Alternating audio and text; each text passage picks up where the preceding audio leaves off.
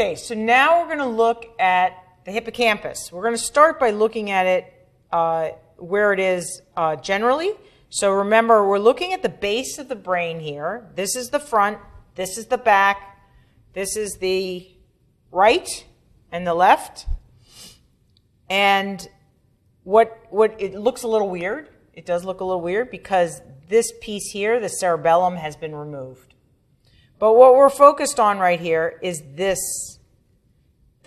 Remember that this is the Sylvian fissure,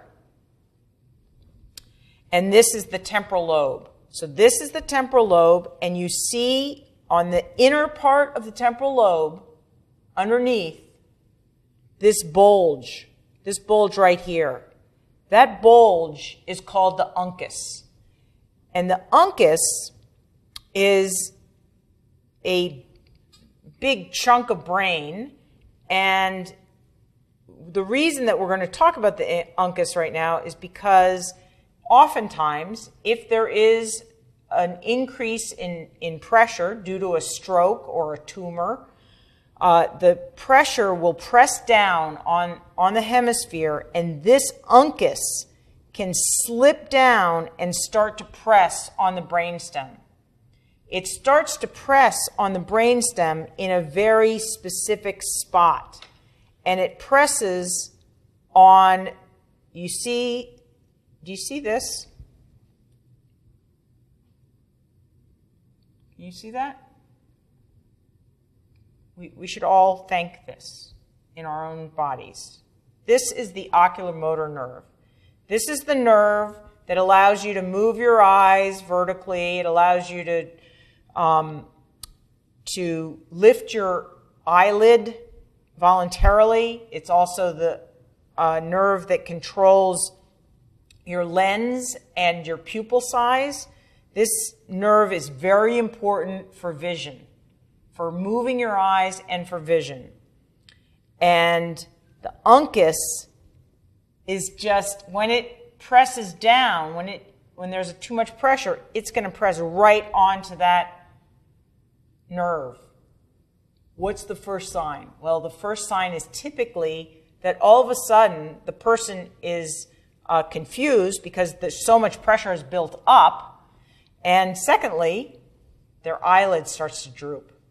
So all of a sudden, droopy eyelid, then you look in their eyes, and because of, for reasons that we can go into in a weekly discussion, the eye actually deviates down and out. So this is a cardinal sign of a large increase in intracranial pressure, and it represents a medical emergency. Somebody with sudden onset droopy eyelid, which is called ptosis, P-T-O-S-I-S, and a down and out eye, confusion, unconsciousness, that is a sign of an acute episode, and that person needs medical attention right away.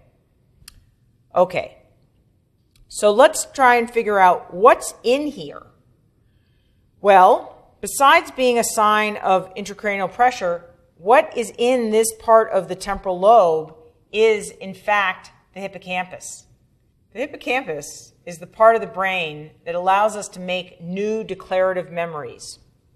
So what I'm going to do here is I'm going to try to actually cut in and show you the hippocampus, show you what it looks like. So I'm cutting in here. I'm going to cut a window. I'm going to try and get into the ventricle and then follow that ventricle forward.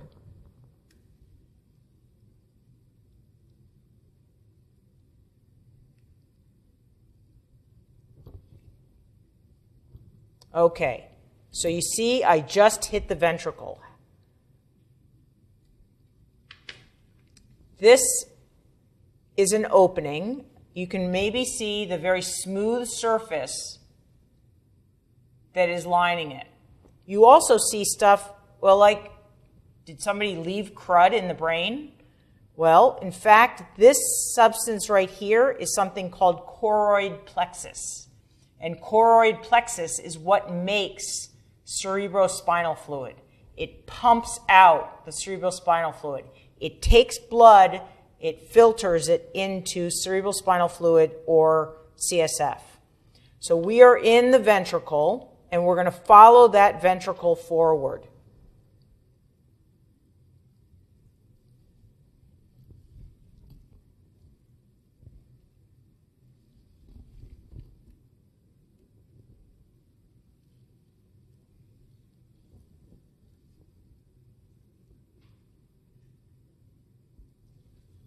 And you can see, you see this thing looks like a worm.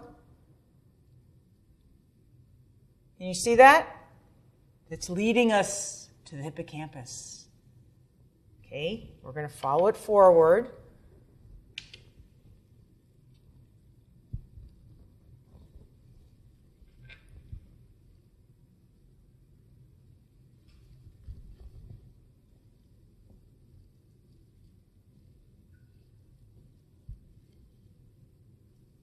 All right, so what do we have? We have a very nice, robust hippocampus. This is a little bit of stuff that we want to get off. You see this? This is all hippocampus. And then it ends in this nice foot-like structure that has made it reminiscent of a seahorse. So here's this hippocampus. It's a nice, large hippocampus. I'm going to show you another hippocampus that I dissected previously. So here we're looking at the hippocampus, and you can see the feet. You see this? Here it comes. This is oriented like that. This is the front. This is the left side. This is the back. So right here, this is the hippocampus. And you see those nice little paws? You see that? Okay. So that's the hippocampus. That's what we use to make declarative memories, both semantic memories and episodic memories.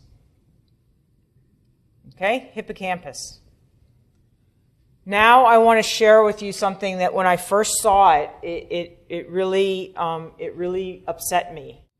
I don't know how upsetting it is for others. It's very upsetting for me. So this is a brain from an individual who had Alzheimer's disease. And the first thing that you notice is that there's almost no cortex. This is the brain. Here's the front, here's the back, here's the top. This is the temporal lobe, and I don't know if you can see, but there's basically nothing there. It's degenerated. It's lost. When I went in here, I found this is the hippocampus. Can you see that? I don't know if it's obvious to you. That is much, much smaller than either of the other two hippocampi that we saw. It's barely a blip. Okay. So this is the hippocampus. And this is the end of the hippocampus. It should be a robust foot-like structure. There's nothing there. Can you see that? So why did that upset me? Because when I look at that, I realize that the people that live with this individual, and for this individual as well, there was a lot of pain. This person was not able to make new memories. It's painful for everybody involved. There's just no memory there. This is one of the real tragedies when the brain goes bad in a situation like Alzheimer's.